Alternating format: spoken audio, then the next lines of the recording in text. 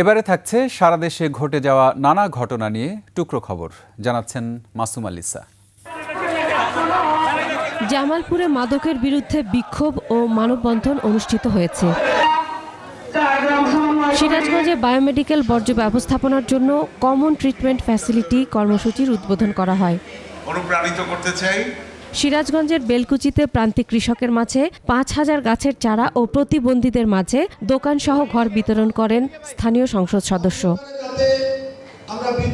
নোয়াখালী জেলা ছাত্রদল ও সদর উপজেলা ছাত্রদলের নবগঠিত কমিটির সঙ্গে অশ্বদিয়া ইউনিয়ন ছাত্রদলের মতবিনিময় সভা অনুষ্ঠিত।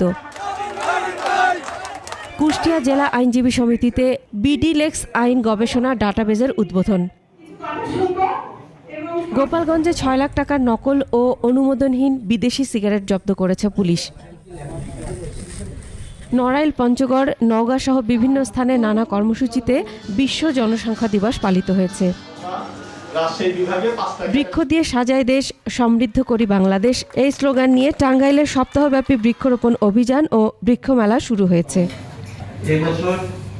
Masum আলিসা, desk report, ২১ television.